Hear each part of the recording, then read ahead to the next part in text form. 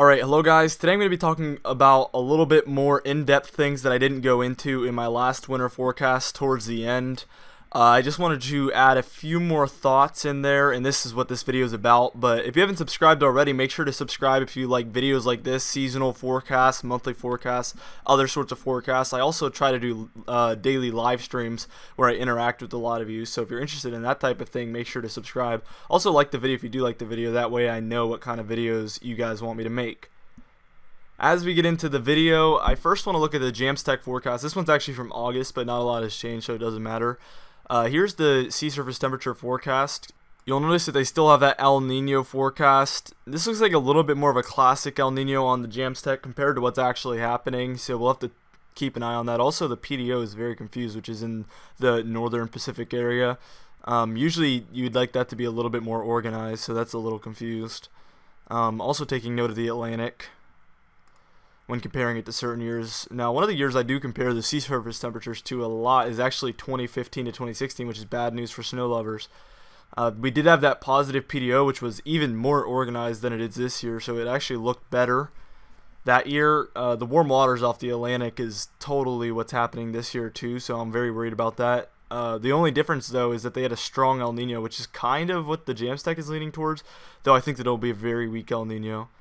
So that's the good news. Here's the surface temperatures for that year on the United States. You'll see it's basically above average everywhere, but the northern plains and northeastern United States really just got completely above average temperatures, upwards of 4 degrees. And as we look at the surface temperature forecast from the Jamstech, you'll notice that it also looks very similar, except there's below average temperatures in the southwestern United States, which is interesting to note.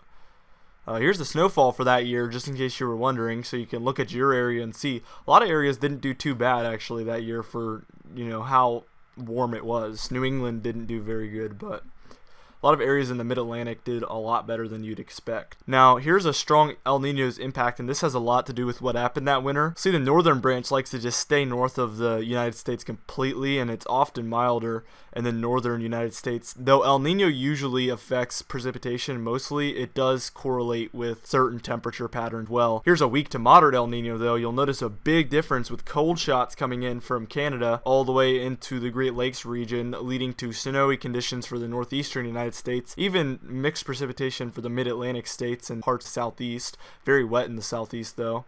More mild in the west. Very different there. Here's a typical El Nino's temperature pattern.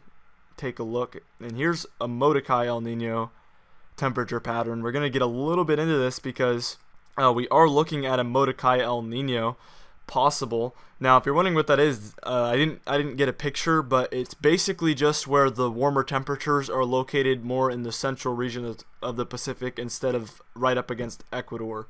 So that's the big difference there. It leads to a big difference. The biggest difference actually is that there's not warmer temperatures on the west coast during a typical El Nino. It could go either way, but during a Molokai El Nino, we usually do see those warmer temperatures in the west, which leads to more cold in the east. That's just how it usually goes. Something I also wanted to mention was the solar cycles. I wanted to touch on this a little bit more. You'll see we're at the bottom here on the solar cycles. This is just how many sunspots there is. So the lower you are, the less sunspots, and we're in a very low pattern. You'll notice the other low year was 2009 to 2010, which was a very, very cold winter. A very cold few winters, actually, 08, 09, and 010. Those were all pretty good winters, so we can expect a few winters like that coming up as we reach that solar minimum. Here's solar minimum years at what they typically bring, and you'll notice just very cold temperatures in the northern United States dipping in. So very cold conditions. The air is just usually colder where it is, and it can be in the east or in the west, but where it is cold, it is extremely cold in these years typically. Now here's a few new analogs that I like, just because of the solar cycle and its correlation there. December to February 2009, so this is the winter of 2008 to 2009.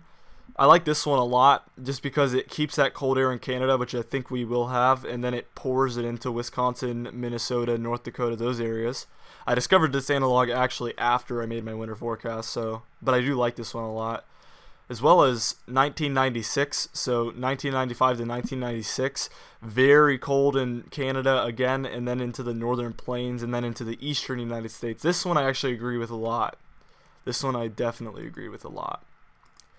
Anyway, I hope you guys enjoyed this little bit of a video, just going over some more factors going into my winter forecast. A lot of people like to think that I don't really have any factors or a process to making my forecast, but it really isn't that way, and they don't really watch the second half of my forecast. That's what it really is.